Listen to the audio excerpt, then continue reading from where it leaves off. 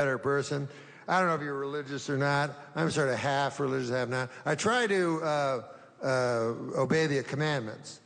And it's funny that some of the commandments are very easy to obey and some are very difficult. You know what I'm saying? Like, thou shalt not kill. Well, that's pretty easy to obey that, you know? But then there's other ones that are really hard to obey. Like there's one that says, thou shalt not covet thy neighbor's ox. And now, I have this old scraggly fucking ox.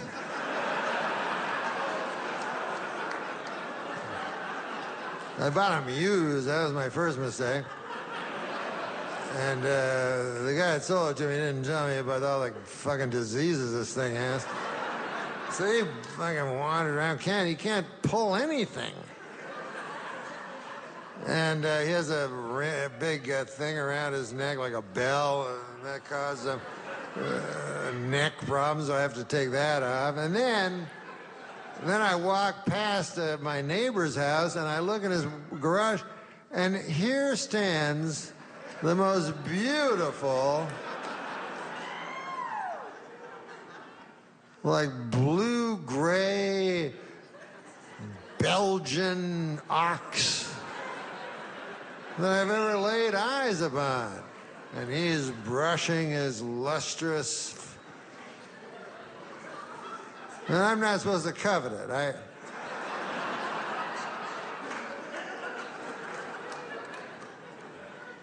Thou shalt not bear false witness. That's a tough one. But it's good, you know, not to lie. But it's very, very hard, you know, not lying. Because you want people to like you, and you know what I mean? And want all kinds of reasons to lie. I thought of a way of not lying, and I'll share it with you if you like. You can tell the truth, word for word, absolutely true. But when you do it, you use a sarcastic accent. So I'll give you an example. Like your wife goes, hey, I noticed at dinner you were looking at my sister. You're not attracted to my sister, are you? And then you go, oh, yes. I forgot to tell you, I'm attracted to your sister. She's like, all right, Henry, never mind. You go, no, why? It's true. I want to fuck her. Hey, the only reason I married you is to fuck your sister, right? She's like, nah, I shouldn't have brought it up. No, why wouldn't you bring it up? I mean, you're the victim of this whole thing. I remember at the vows, I kept thinking, I am going to seduce every member of my wife's family. Regardless of gender, I'm gonna fuck all of them. Then afterwards, I'm gonna invite them over to the house and set it on fire, killing them all. And then I'm gonna move on to the next town where I do it again. It's like, all right, Henry, we don't need to hear. You don't have to be like this. Why? Why? What?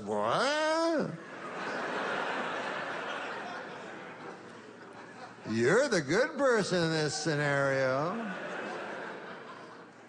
I'm the guy that goes from town to town, fucking and murdering entire families and leaving conflagrations of ashes that used to be human beings.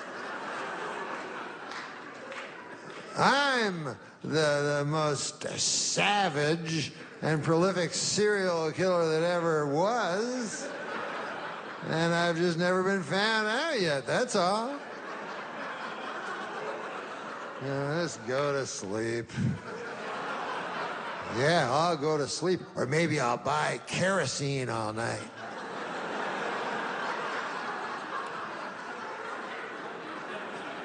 So, that's just an example. You don't have to.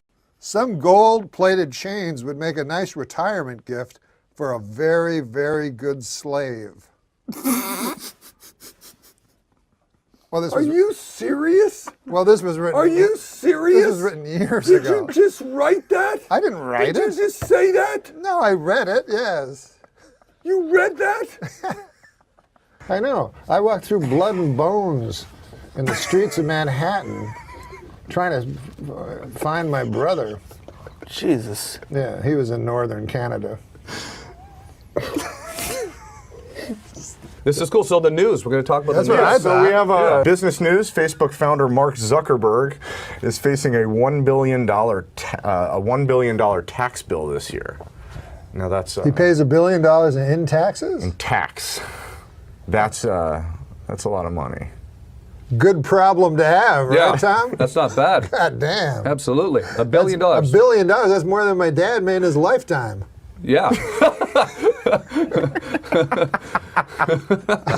Unbelievable. This guy's carping about that. In the airport, I met Matlock. Matlock is Andy Griffith. Yeah, Andy, he used to call himself Andy Griffith. Now he goes by Ben Matlock. He really calls himself Ben Matlock. But I went into the airport and he was in there, and you know the bookstores they have in the airports? Yeah, sure. So he's in there. He's reading one of them big thick books. You know, smart guy. You know. So I'm standing over there. I'm leafing through a Jughead comic. I see him over there. So I think to myself, I say, hey, I'm going to sidle up beside old Ben Matlock. Yeah. And I'm going to grab one of them big books myself. He didn't have to know nothing. Sure. Pretty soon we get in a conversation. We start talking, and I find out how he ever solved that case where Claude Akins killed. You remember, anyways. Whatever. I wanted to talk to him. Right. So take 10 minutes. I'm talking to him. He's very friendly, very outgoing, and everything like that. And it was really nice.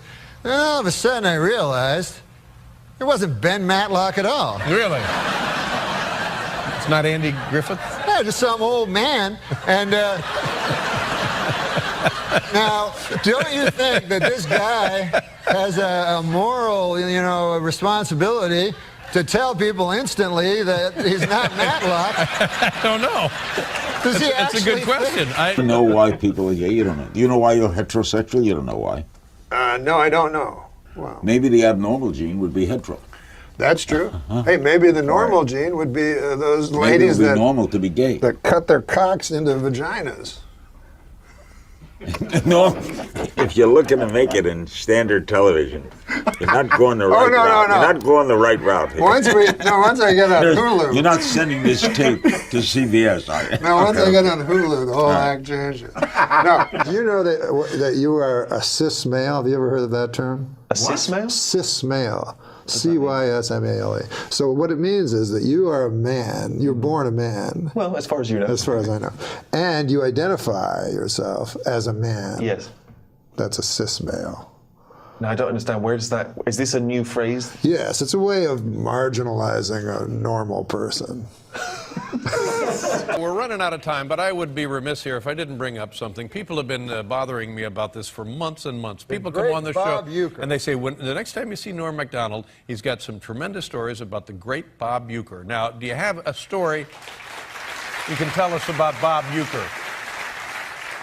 Voice of the Milwaukee Brewers. Well, Bob Uecker is one of my best friends. He's a great man. I know Artie told a story when he was here, and Bob was not too thrilled with that. But It's Artie Lang you're talking Artie about. Lang, yeah. But Bob is a very, very funny man, and I often go in the booth with him, you know. Oh, sure. So one time we were there, and John Fogerty was in the audience. You know, a fortunate son, you know. So John Fogerty was there. So Bob Uecker is a very interesting guy. He thinks of everybody as the same. He doesn't think of people as stars or anything like that. He's a very down-to-earth guy. So he was talking to me, and he says, hey, man, you know that guy? I go, yeah. He goes, that's John Fogerty, rock and roll singer. So I go, yeah, I know who it is. He goes, yeah, man. He goes, but I played in a golf tournament with him. He goes, you probably think of him as some that likes to bite the heads off of chickens, but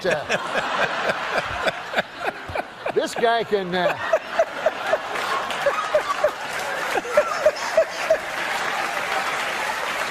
That's exactly how I think of him. This guy can get it out of the sand trap like nobody's business. So So he goes, he's got a hell of a set of pipes on him. He goes, come the 7th inning stretch, I'll have him up here, he'll sing for you. So I said, no, Bob, don't do that. Like, don't have him come up and sing for me, please, you know. He goes, what's the matter, man? Don't you even know who he is? He got all mad. So I go, yes, Bob, I know who he is. He did Creedence Clearwater Revival. Yeah. He goes, yeah, he did all that. Why is there an app for everything except how to rape a baby? Jesus. All joking aside, I know you love to joke, Bob Dole, you know, but that guy, he's a war hero, you know? Yeah. He gave his arm for his country. You know, he went through all these debilitating injuries during the war for his country. It was great. And in all fairness, though, Bill Clinton also, he had a kind of some war injuries. Really? You know? Yeah. When he was in England there during the Vietnam War, I heard he had a bad injury. He burned his mouth on a bong. Really? Of course, it was very inspiring to see President Clinton up here on crutches making a speech. I mean, I thought that was just amazing, you know. I mean, it's been difficult for the president. You know, he can't jog now, and he needs help getting around, and he still occasionally suffers great pain, you know. On the upside, you got your medical marijuana, so that's, you know.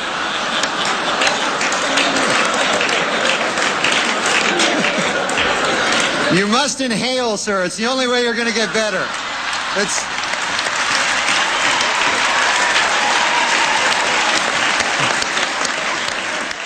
Last week on Larry King Live, Marlon Brando made the shocking statement that Hollywood is, quote, run by Jews.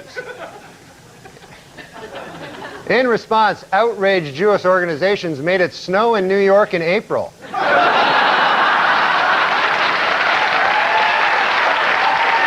And here I am, you know, I look out, I see President Bill Clinton, you know, I see Secretary of State Madeleine Albright, you know, media mogul Rupert Murdoch, you know, broadcast legend Larry King, you know, pornographer Larry Flint, you know, Dick Morris. The list is starting to drop off a little, folks, but still, you get the idea. It's daunting.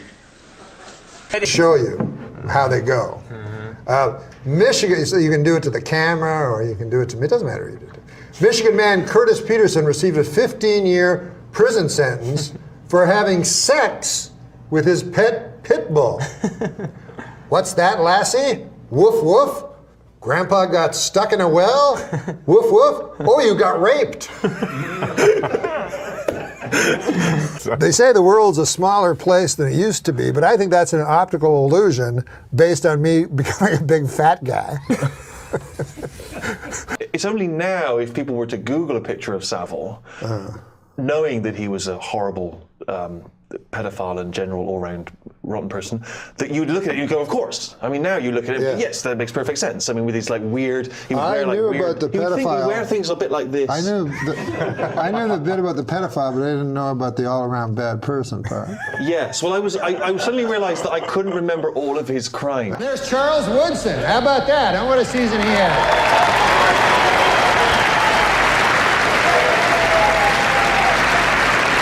Great, man.